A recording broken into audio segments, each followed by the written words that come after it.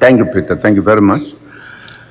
Ministers and deputy ministers and captains of industry, the diplomatic corps, everyone who's here, thank you very much indeed for the opportunity.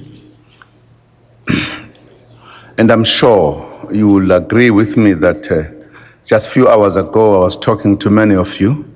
I can't continue doing so.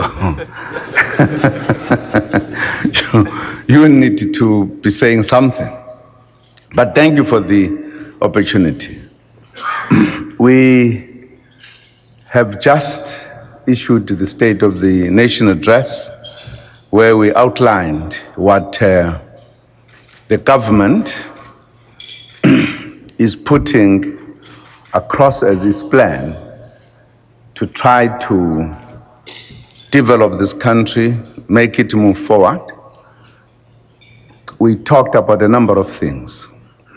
And I'm sure as you were there, you will have an opportunity to ask questions, and I've got ministers and deputy ministers who are here who will be ready to answer the questions going forward. They're part of the thinking. That is what should be known. But we also believe in the collective leadership, and therefore we put it in practice. But definitely we have said we wanted to do things differently.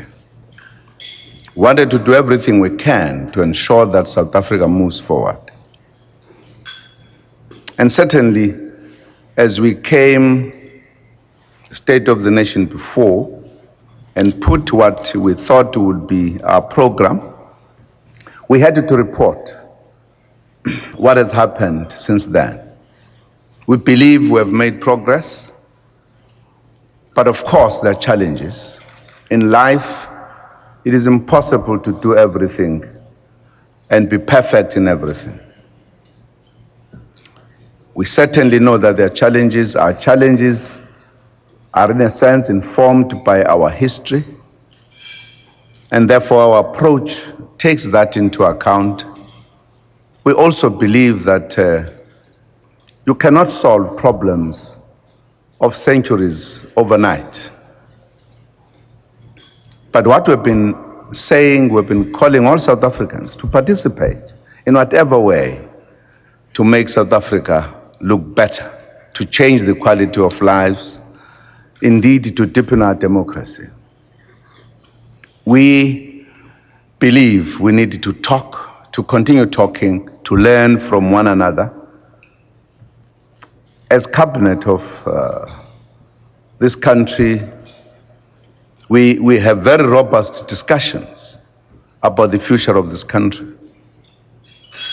And therefore, our last Lekgotla discussed very seriously all the inputs from departments and from leaders of departments, the ministers, to say, how do we take this country forward in every respect?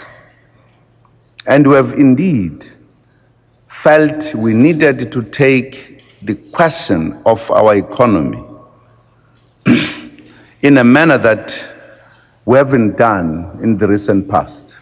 One of these is the infrastructure of the country, because we believe historically our infrastructure was structured to cater for a smaller population of the country. And that is why it cannot carry what is happening today. In the past, as you know, people were not allowed, certain people or the majority were not allowed to come to the urban areas. It was a crime. And therefore, even the manner in which we structured our cities and towns was different. We opened it with democracy. And therefore, you've got huge numbers that are coming. There is no infrastructure. But also the growth of the country was measured in those terms. And therefore, the challenge becomes bigger. And we felt it was important we focus Firstly, as you know, we have 5 priorities that are very critical, and we believe that if we were able to address those priorities, we would have addressed more than half of the problems of the country. But also, if we're to do so, we have to say, you cannot do that by democracy only. Politics must go with the economy. And therefore, if we are able to take bold decisions and policy decisions on politics, we've got to do it economically. And that's why our major program is infrastructure nationally. And we believe it is going to change the economic landscape of the country and connect to the continent as well as to the world, particularly the BRICS partners. And we believe our infrastructure program gives an opportunity to all of us. Firstly, to investors. You have an opportunity to invest. You can no longer say, what is it that I need to do? It is clear where you need to put your money. And if you do so, you open the base of the economy, and therefore that creates employment. It therefore addresses the question of the poor, of the ordinary people, who will find employment because you have participated in creating or enhancing the investment where government has created an enabling environment. So it is the partnership that works. We believe nobody can doubt that South Africa is there to stay. We cannot change. Nobody can say, I don't know what's going to happen tomorrow. Politically, we are on course. We are playing our part. We are creating the environment. Play your part as business. Invest. We have discussed, for an example, the question of the obstacles, the difficulties of doing business in South Africa. We are opening it up so that people must have it easy to do business in this country. So really, all what we are calling you to do is take advantage of this period. It's a window period that we believe is opening, and we must all participate, all South Africans. Let us work and make our country better. And we can only do so by working together, by being positive about our country, about ourselves. We believe if we do so, the world will be positive towards South Africa. Some people argue that South Africa, in the bigger scheme of things, is not a big country. I don't agree. I think we're very big. I've always said if Japan, an island, could be a leading economy, why can't we grow? We have all the potential to do so. And I think if we work together, we can. Taking advantage of the continent of Africa, the BRICS, the South, the changing economic landscape, we must be there as South Africans. We must be part of that. And our infrastructure would be the thing. I listened recently to a presentation about maritime economies, and you don't want to hear.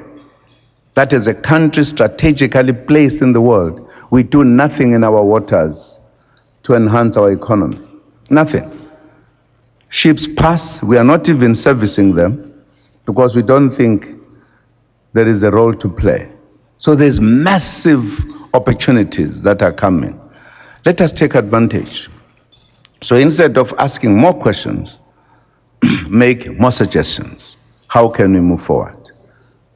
More importantly, invest to this country.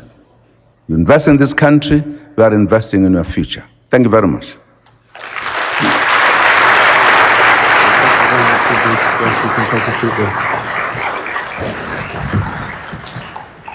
Right, on your behalf, I'd just like to say thank you very much to the President for just giving us, I guess, a refresher on what he spoke about yesterday and setting the scene for today's conversation, which all of you at home can participate in, and also the guests that we have here who represent people from all walks of life, mainly business. We also have politicians and members of the diplomatic corps here and non-governmental organizations. So let's